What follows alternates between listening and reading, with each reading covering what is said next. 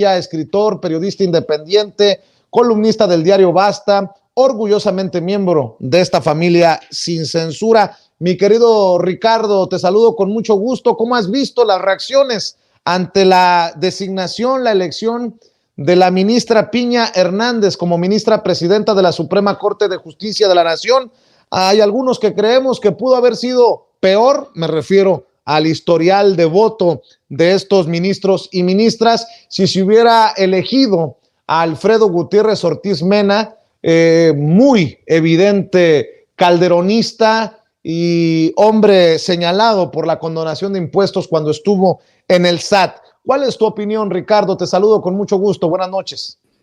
Buenas noches, querido Vicente, público memorioso. Pues sí, a esta hora usted ya debe saber, público, que Norma Lucía Piña Hernández presidirá la Suprema Corte de Justicia de la Nación. Hay ciertos tics, hay ciertos tópicos que se van repitiendo y bueno, pues es probable que entre esos tópicos usted sepa ya también que se trata de un hecho histórico, que Piña Hernández estará al frente del máximo tribunal constitucional de 2023 a 2026, lo cual es otro tópico, la convierte en la primera mujer en dirigir el poder judicial. Ahora, una cosa llama mi atención poderosamente, que hayan salido la plana mayor de los conservadores, la plana mayor de los neoliberales, a celebrarlo. Me refiero en concreto al presidente del PAN, a Marco Cortés, a Alito Moreno, el dirigente nacional del PRI, e incluso el coordinador de Movimiento Ciudadano en el Senado, Clemente Castañeda, ya salieron a lanzar campanas al vuelo de que haya llegado Piña Hernández a la presidencia de la Suprema Corte. También lo celebró Lorenzo Córdoba, lo ha celebrado el sobrino de José Woldenberg, y en fin, esto de arranque, Vicente, debe decirnos mucho, y es que es importantísimo recordar que a Norma Piña Hernández la propuso de entrada Enrique Peña Nieto. Entonces ahí hay que detenerse un momento, porque ahí llegó respaldada por el PRI, por el PAN, por el Verde Ecologista, cuyos senadores, hay que recordarlo, en ese momento le concedieron 79 votos. Pero más allá de eso, la pregunta es, ¿qué ha propuesto y cómo ha votado Piña Hernández en la Suprema Corte? Y es ahí donde está el detalle, como diría el clásico. Y es que en los 18 asuntos que la Corte tuvo que resolver en el periodo de 2019 a 2022, Norma Piña apoyó solo 3 de las propuestas emanadas del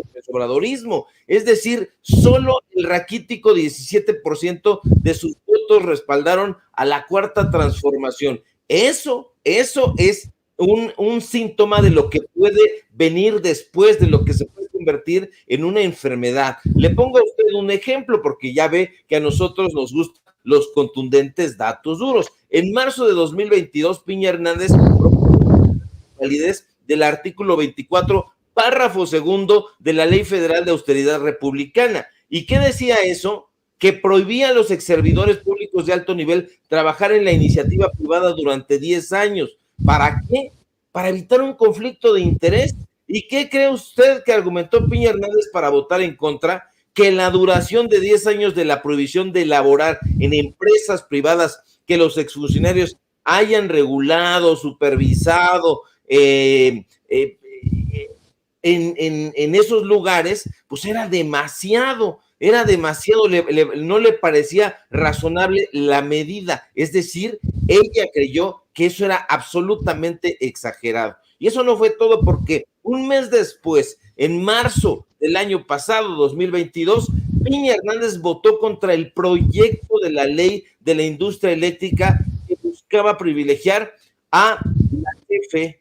Usted sabe que al final el Pleno de la Suprema Corte sí terminó validando los artículos más importantes de la reforma a la ley de la industria eléctrica. Aquí lo discutimos ampliamente, concienzudamente, y finalmente fue avalada en el Congreso de la Unión en 2021, pero el voto lo tuvo en contra de parte de esta magistrada. Ahora, no debemos olvidar tampoco, Vicente, el caso del exgobernador panista de Tamaulipas, Francisco García Cabeza de Vaca, quien en abril de 2021 fue acusado por la UIF de haber dispersado de forma ilícita más de 42 millones de pesos mediante una triangulación de recursos públicos. También lo informamos aquí, también lo analizamos. Pues, ¿qué cree? Que la Suprema Corte de Justicia de la Nación invalidó la orden de aprehensión contra Cabeza de Vaca. En su momento también se lo informamos, pero ¿qué cree también? Que Piña Hernández votó para que el exgobernador mantuviera el fuero.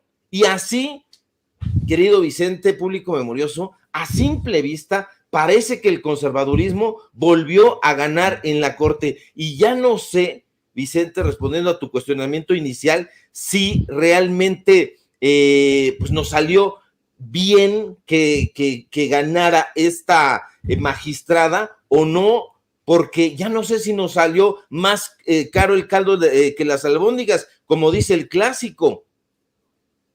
Oye, Ricardo, si así fuera, que el conservadurismo vuelve a quedarse con las riendas del Poder Judicial,